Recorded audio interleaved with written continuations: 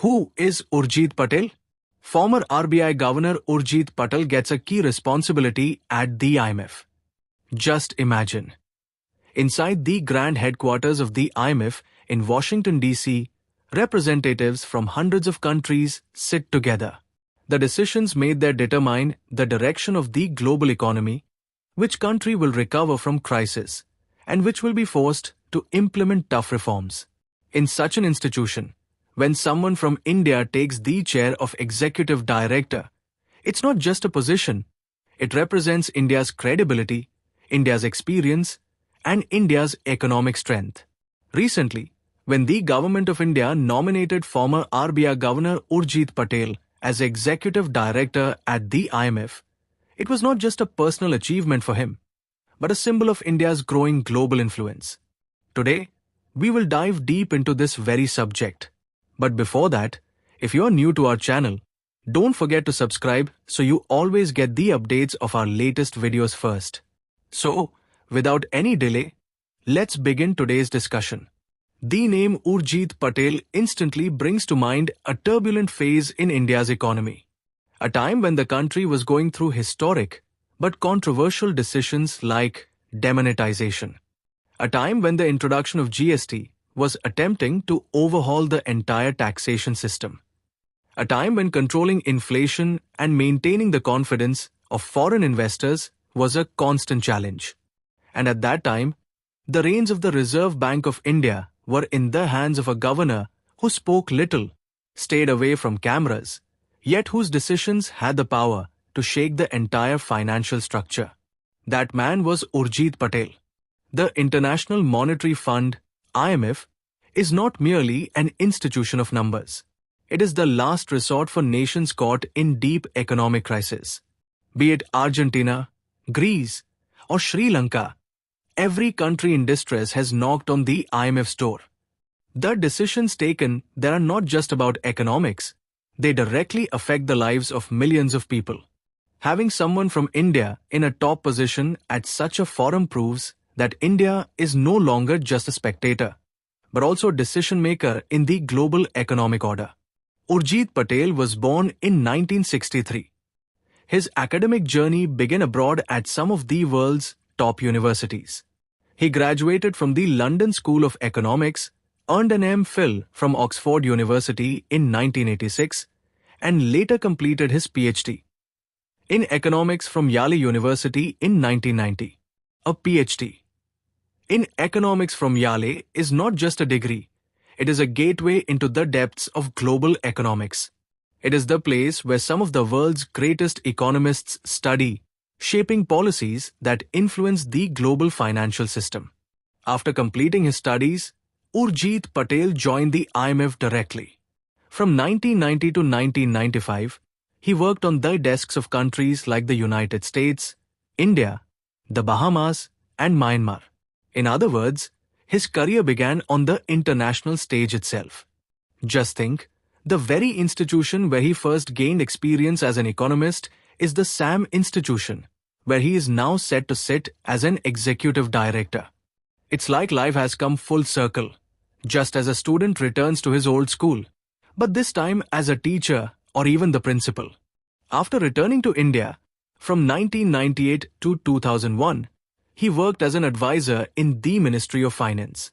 This was the period when India was walking the new path of globalization. Foreign investment was flowing in, but at the same time, the shocks of the Asian financial crisis were also being felt. Patel's policy advice during this period proved that he was not just a textbook economist, but a technocrat who understood ground realities. After that, he worked in both private and public sectors.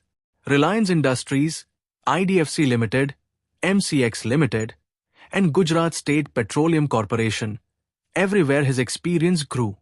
This is what made him a hybrid economist, someone who not only understands policy, but also has a pulse on the markets.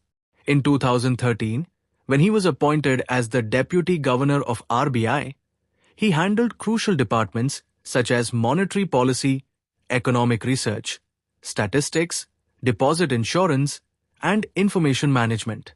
This was a period when India was battling inflation and a falling rupee.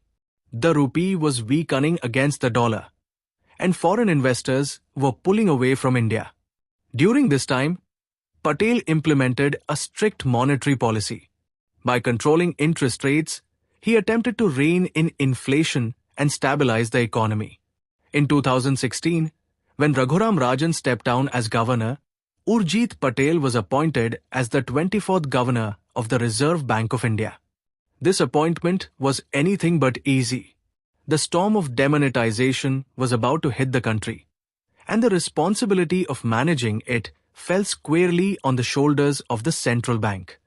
Millions of people were standing in long queues at banks. The economy was suddenly being pushed toward a cashless system, and the public was in distress. In such a moment, Patel had to play his role. He faced criticism. The media labeled him the silent governor, but he never made controversial public statements. He believed that the central bank must preserve its dignity and independence. Another major reform also unfolded during his tenure: the implementation of GST. This was the biggest overhaul of the taxation system. Patel, in coordination with the Finance Ministry and the government, tried to ensure that this transition happened with economic stability. His role here was not limited to monetary policy alone, but extended to maintaining overall financial discipline. But in 2018, he suddenly resigned. The reason was the clash between the government and the RBI.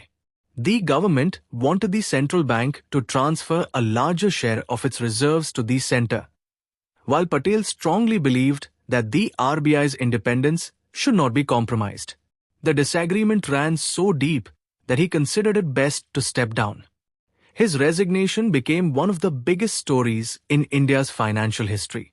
Today, as Urjit Patel steps into the IMF, it signifies that India has chosen one of its strongest faces to raise its voice on the global stage. His presence at the IMF will demonstrate that India is not just an emerging economy, but a nation that is policy mature and globally responsible. The world today is struggling with inflation, geopolitical crisis, and uneven growth. The US-China confrontation, the Russia-Ukraine war, and the energy crisis have shaken the entire global system. In such times, the presence of a calm, firm, and experienced economist like Urjit Patel at the IMF is of immense importance. His appointment carries meaning not only for India, but also for the entire global South.